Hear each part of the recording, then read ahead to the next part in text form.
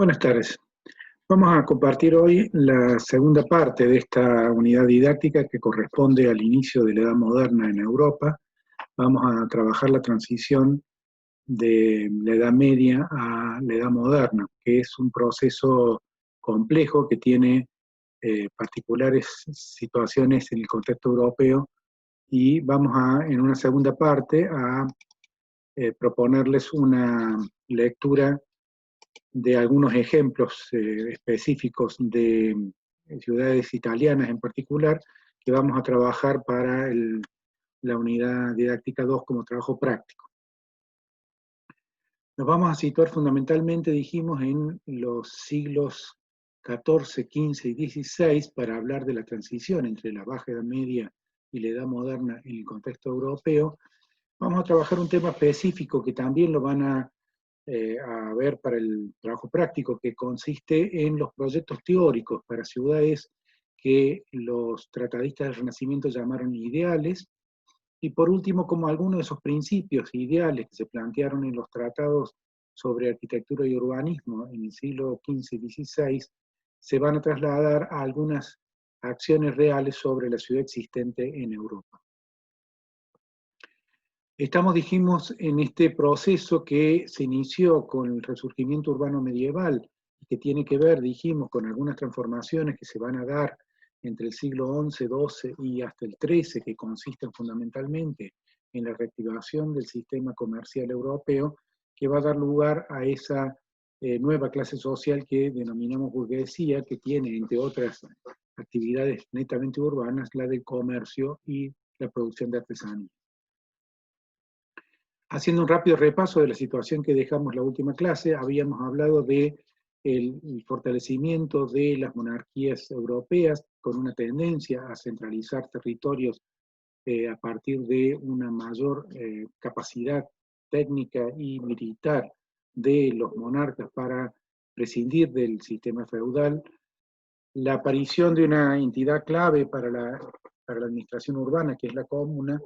y hablamos también de ese resurgimiento comercial que tiene que ver con el aumento de la productividad, sobre todo de los productos agrícolas ganaderos y de su procesamiento a través de la artesanía. Va a tener particular importancia en este contexto la producción textil, y va a ser ese uno de los principales recursos de intercambio comercial, sobre todo en los casos de las ciudades europeas. Habíamos hablado de la aparición de esta clase social burguesa, habíamos hablado de que esa clase social se caracteriza por la movilidad vertical que se podía producir tanto por la acumulación de riqueza como por la vinculación a través de, por ejemplo, el casamiento con otras estructuras sociales como la nobleza preexistente del periodo feudal. Y también hablamos de la organización civil, de los gremios, que son básicamente sistemas corporativos que reúnen a los que realizan una determinada actividad u oficio. En el campo religioso dijimos que el cristianismo ha consolidado su doctrina, que está en ese momento en el periodo de lo que en el campo del pensamiento filosófico se llamó escolasticismo, es decir, el proceso por el cual se transmiten los conocimientos filosóficos y doctrinales de la propia cristiandad a partir de algunos grandes maestros del pensamiento occidental, como fue San Alberto Magno o Santo Tomás de Aquino. Dijimos que eso también tenía un efecto territorial, dado que va a dar consolidación a algunas ciudades con sedes de cátedras de obispos, con el rol de cabeceras de un sistema administrativo de la propia Iglesia Católica, que también vamos a ver aparecer órdenes que tienen que ver con determinadas formas específicas del ejercicio, sobre todo de la formación de frailes, y que también vamos a ver aparecer las primeras formas de escuelas catedralicias y posteriormente de sistemas de formación superior que vamos a denominar universidad. Ese contexto de la Baja Edad Media se va a mantener durante el proceso de transición hacia la Edad Moderna, manteniendo muchas de estas características por muchos siglos más, pero también es importante destacar que se va a producir alguna situación de transición y de cambio ya en el siglo XIII y que está ligada fundamentalmente a la doctrina impulsada por una serie de literatos que se denominaron humanistas y que van a tener esa posibilidad de ir introduciendo paulatinamente los estudios referidos a las culturas clásicas, griegas y romanas, y que va a ser ese humanismo de la transición hacia la edad moderna, encabezados, por ejemplo, por Dante Alighieri, o por Petrarca, o por Boccaccio, quienes van a dar inicio a una serie de estudios sobre la cultura literaria romana, pero que también va a dar lugar a otras formas de estudio sobre la existencia de una cultura anterior a la que se considera modélica para la conformación del gusto estético y también de algunas cuestiones que tienen que ver con la producción tecnológica, por ejemplo. En este recuperar conocimientos de la edad antigua y de alguna manera cuestionar las formas de conocimiento propias de la Edad Media, es que aparece ese término renacimiento al cual referimos para caracterizar la cultura europea de los siglos XV y XVI, siempre en el contexto de Europa occidental. Estas gráficas que estamos presentando acá justamente representan esa voluntad de comenzar a recuperar parte de la cultura antigua, refiriéndola a través de un nuevo instrumento, además de representación, que va a ser el dibujo, y a través del dibujo algunas técnicas de representación del espacio que son propias de este momento. Esta recuperación de la cultura clásica y ese vínculo con el humanismo de los siglos XIII y XIV, lo vamos a ver vinculado también a una búsqueda de un ideal de hombre universal, que básicamente está plasmado también en algunas de las eh, cuestiones técnicas o científicas que se van a producir como innovaciones a finales del siglo XIV. ¿Sí? Estas innovaciones de finales del siglo XIV se van a materializar finalmente en el siglo XV a partir de los tratados que algunos de los grandes pensadores del Renacimiento, sobre todo en el contexto italiano, van a permitir la recuperación de los escritos clásicos, como por ejemplo el de Vitruvio, ¿sí? Un teórico del siglo I que en el periodo romano había especificado algunos aspectos que tenían que ver con un canon, con una serie de proporciones o medidas que referían justamente al hombre, y con ello dan inicio a una recuperación del hombre como recurso fundamental para el conocimiento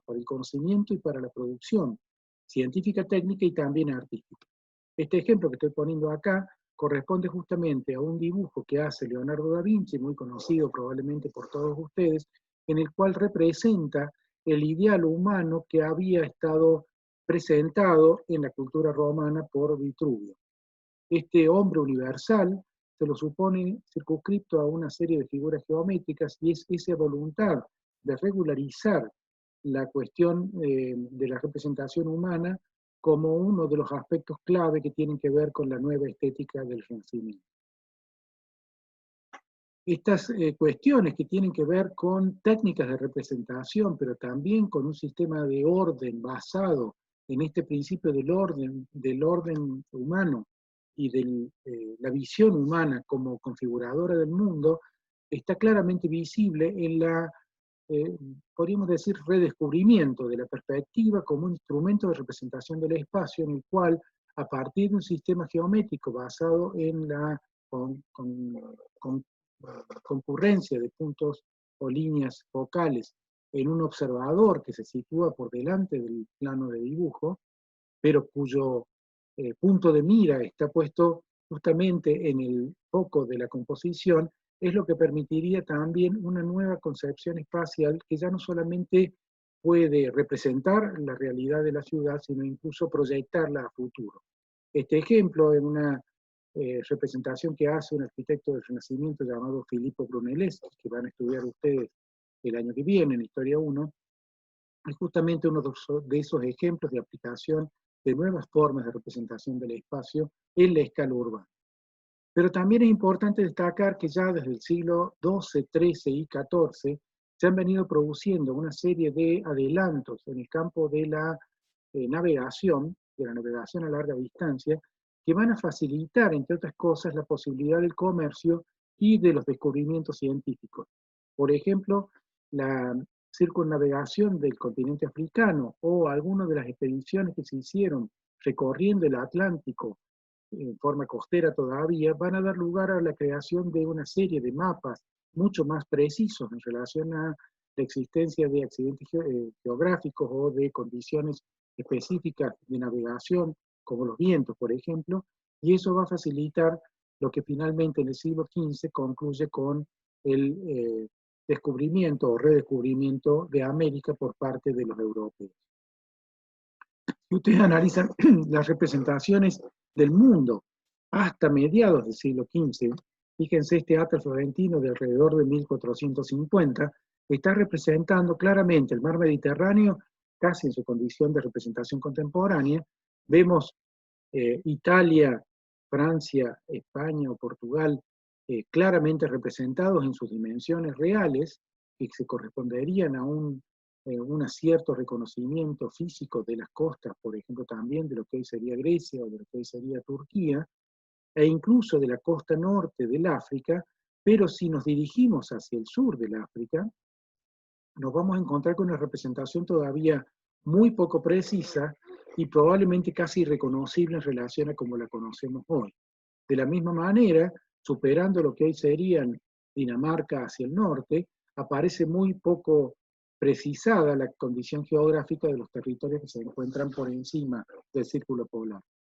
Y hacia la derecha, si consideramos también el Asia interior, nos vamos a encontrar con una representación apenas genérica de algunos de los espejos de agua más importantes y que pasando el Mar Negro parece diluirse en un enorme desierto que no se identifica claramente dónde finaliza. Esta representación del mundo conocido por los europeos hasta el siglo XV va a ir cambiando progresivamente, por ejemplo, en este Atlas Ptolemaico de 1470, en el cual vamos a ver no solamente un avance en la descripción física de lo que significa la costa del África, representando, por ejemplo, también en este caso el Golfo Pérsico y el Mar Rojo, el curso del Nilo, sino que además esta forma de representación del universo está suponiendo también un conocimiento muchísimo más acabado de la esfericidad de la Tierra y su proyección en horizontal, lo cual indicaría que en realidad mucho antes de los viajes de Colón ya había un conocimiento bastante certero acerca de que el concepto de la Tierra como un plano había sido superado y por lo tanto comienza lo que va a ser la gran revolución de la astronomía y de la física del siglo XV.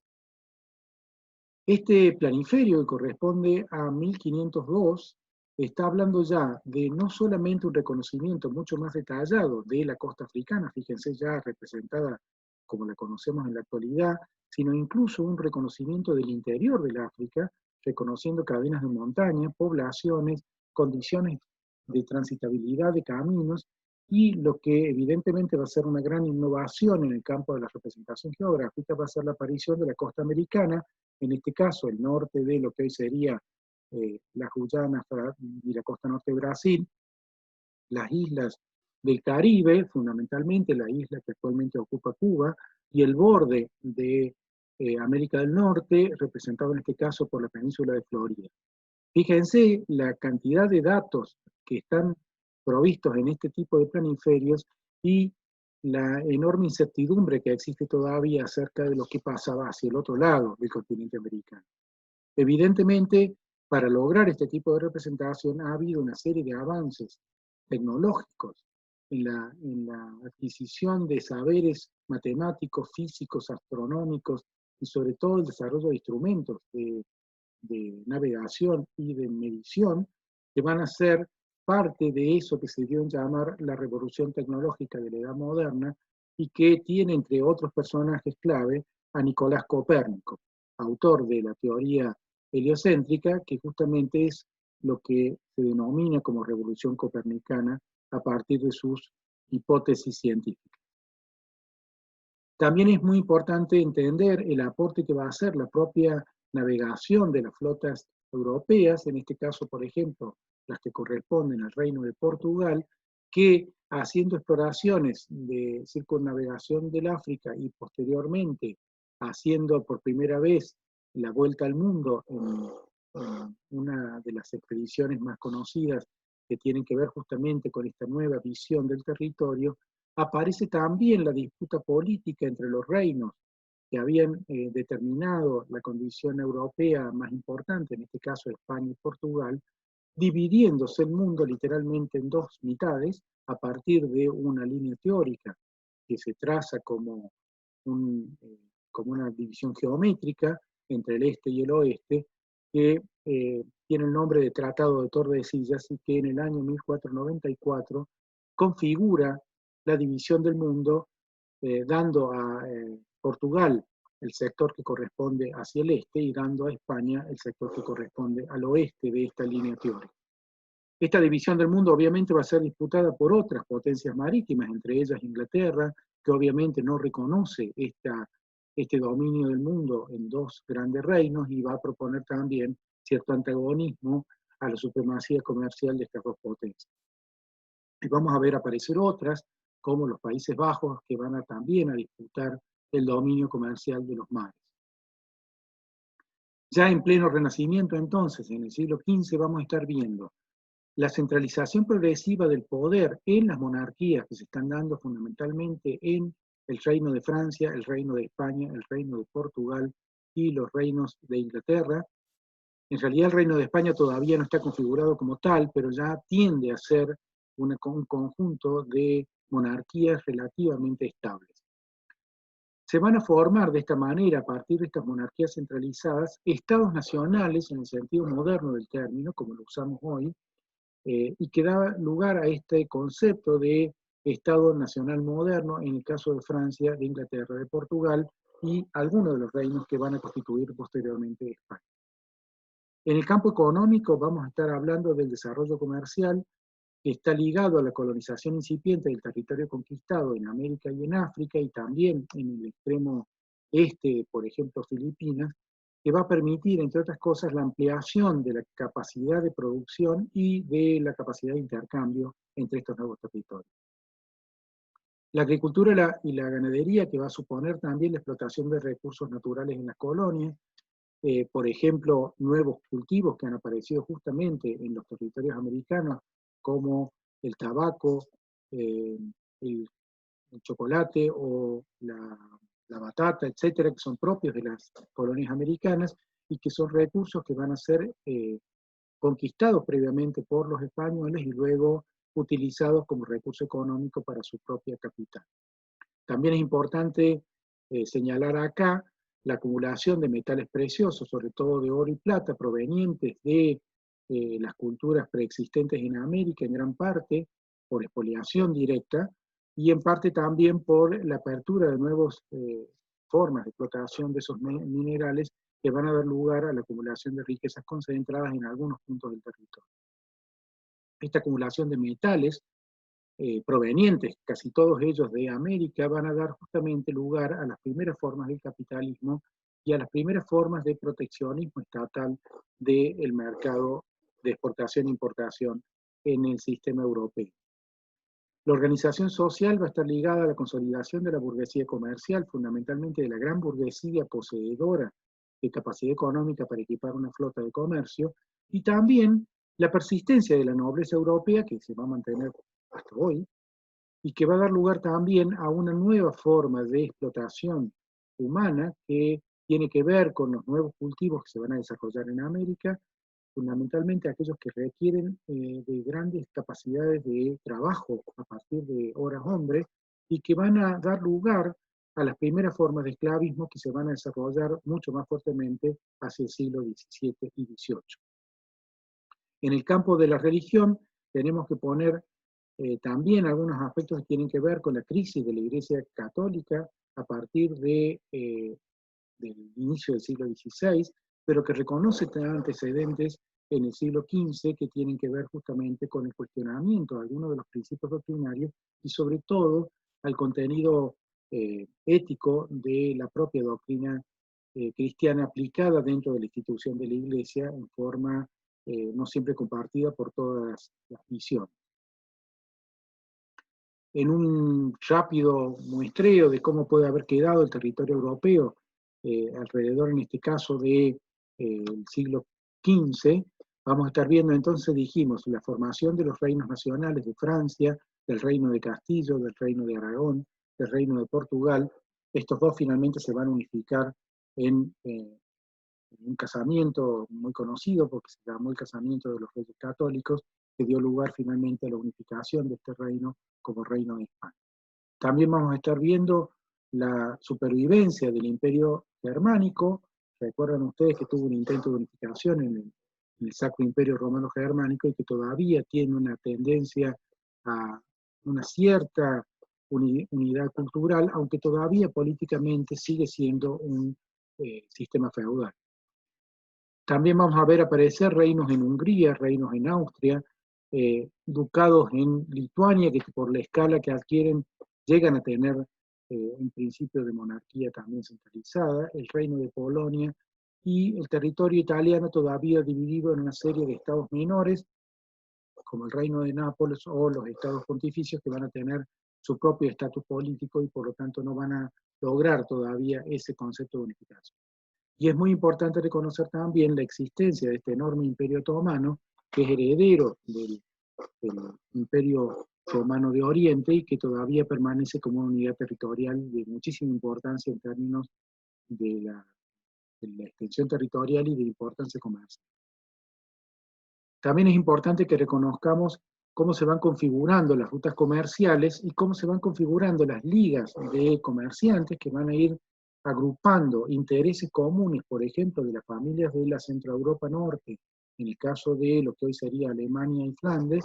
para configurar un conjunto de familias ligadas por un sistema de ligas o de hansas que se van a asociar para la navegación, para la control de los puertos, para un cierto control de la calidad de la mercadería que se comercializa y también para fijar los precios de la comercialización. Estas enormes hansas van a significar también ciertas formas de consolidación territorial a partir de las ciudades que sirven de sede a los mercados o a los puestos de intercambio entre la navegación y los caminos terrestres. Por eso la importancia que tienen para la configuración territorial. Dijimos también que a partir del siglo XVI se va a producir un cisma en la Iglesia y que este cisma va a tener como protagonismo en primer lugar a un monje alemán llamado Martín Lutero, pero que también va a replicar a partir de las enseñanzas de Calvino en el caso de lo que hoy sería el territorio de Francia y de Enrique VIII en el caso de los países anglosajones, y que eso va a dar lugar por lo tanto a una división territorial entre lo que van a ser países católicos hacia el sur, específicamente Portugal, España e Italia, y países protestantes hacia el norte de Europa y Centroeuropa, que van a tomar prácticamente todo el territorio europeo bajo esta nueva doctrina. Eso implica, por un lado, la formación de un nuevo sistema institucional cristiano en el contexto europeo, y por otro lado también un debilitamiento progresivo de la Iglesia Católica con sede en Roma, y que dio lugar posteriormente a una contrarreforma o un proceso de consolidación de la propia Iglesia. El Renacimiento toma sede en las ciudades, eso es una cuestión que tiene que quedar bien clara para entender por qué algunas ciudades como Florencia, como Siena, o como Nápoles, o como algunas otras que vamos a encontrar dentro del elenco de los grandes desarrollos del siglo XV y XVI, van a tomar una importancia fundamental. Florencia, este caso es uno de los pilares del Renacimiento porque va a dar casi una conjunción perfecta entre lo que sería el dominio comercial, la acumulación de riquezas y la enorme capacidad científica y técnica que fue acumulando a partir del mecenazgo que algunos señores van a producir sobre los artistas, los ingenieros, los arquitectos, los escultores, los literatos, los músicos, etc. Esta concentración enorme de una gran cantidad de sabios en un contexto urbano muy particular va a dar lugar a que este sea uno de los principales epicentros de este desarrollo de la cultura moderna temprana del siglo XV. Esta ciudad, dijimos, tiene que ver con estas formaciones políticas propias del territorio italiano, muy diversificadas, en una república en Venecia, por ejemplo, un ducado en Milán, un ducado en Saboya, la existencia de repúblicas en el caso de Siena, en el caso de Florencia, que funcionan como ciudades-estado de cierta escala territorial, que permiten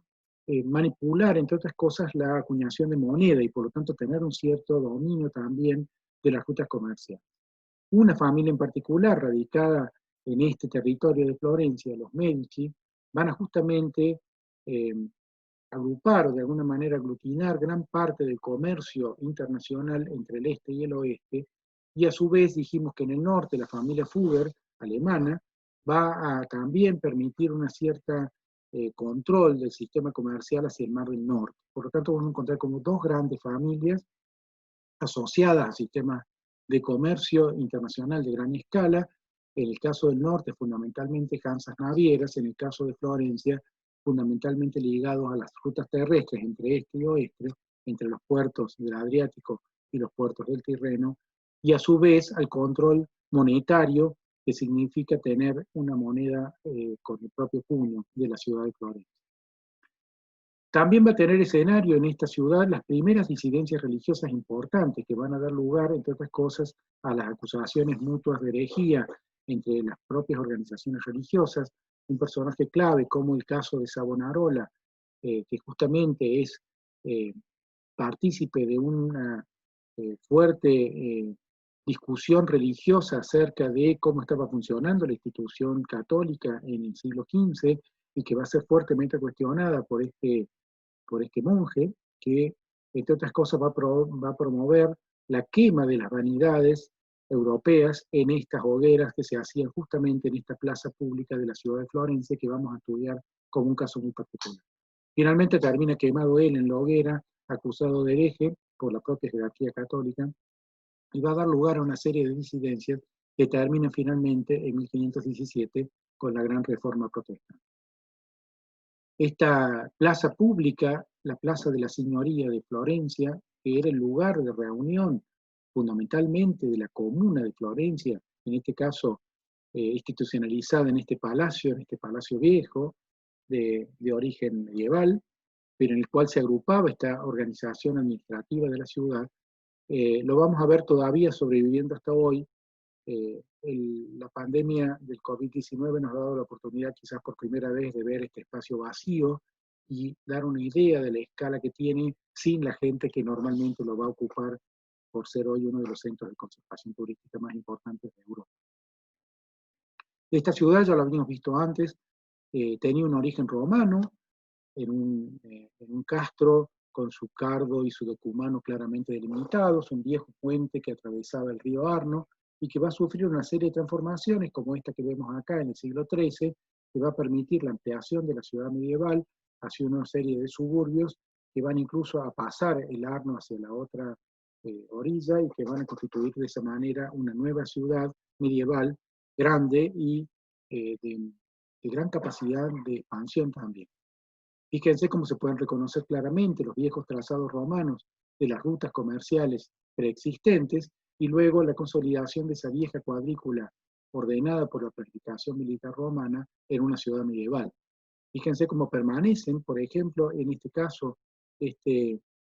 óvalo que vemos acá se corresponde justamente con el viejo trazado de un circo romano que se va a transformar ahora en una manzana más de este conglomerado urbano tan denso. La vieja ciudad romana se va a expandir entonces a una ciudad medieval de cierto nivel de complejidad y que va a tener además el epicentro del desarrollo científico, técnico y artístico del siglo XV. Finalmente, la expansión urbana va a llegar hasta esta escala, en la cual se va a ver claramente ya una nueva forma de construir el sistema defensivo, la muralla, la aparición de un nuevo sistema que tiene que ver con la fortificación militar y que está ligado a la aparición de algunas armas nuevas que están asentadas en el conocimiento de la pólvora y del cañón como nuevo instrumento de guerra. En esa escala también vamos a reconocer la tradición romana preexistente, por ejemplo, en estas vías de comunicación que vamos a ver como más rectas, linealmente trazadas y con una geometría mucho más ordenada que la que tenía el crecimiento espontáneo de la ciudad medieval. Eso implica también un cierto mayor conocimiento de la geometría y de su posibilidad como proyecto urbano, ¿sí? Uno de los ejemplos con los cuales probablemente ustedes ya han conocido esta ciudad tiene que ver con la Galería de los Oficios, esta construcción alargada que une el río Arno con la Plaza de la Signoria y que identifica de alguna manera la forma de hacer ciudad propia del pensamiento racionalista del siglo XV. Fíjense cómo se ha ordenado la perspectiva en función de una serie de edificios nuevos, ordenados, geométricamente determinados, y que enfocan al fondo la torre del Palacio Comunal y que identifica de esa manera la localización urbana de lo que sería el centro cívico de la ciudad. Esta arcada que separa justamente el río Arno de la ciudad medieval es también una forma de filtrar esa nueva ciudad que está apareciendo a partir del siglo XIV y que va a tener sus consolidaciones en el siglo XV y XVI. Esta es una visión actual de la Galería de los Oficios antes de la pandemia, por eso se la ve en este estado permanente de bullicio turístico propio de estas ciudades europeas, hoy patrimonio de la humanidad. En las representaciones contemporáneas al Renacimiento podemos ver justamente cómo se va originando un recorrido que tiene que ver con este pasaje del río a través de un puente muy conocido también, el Puente Viejo, puente que está edificado en su parte superior con negocios que hoy venden básicamente joyería y souvenirs para los turistas, que recorre el borde del río en esta rambla edificada al borde del río Arno, atraviesa la Galería de los Oficios, desemboca en la Plaza de la Signoria y siguiendo los viejos trazados romanos rectilíneos, llega a lo que va a ser la Plaza del Duomo, la Plaza de la Catedral,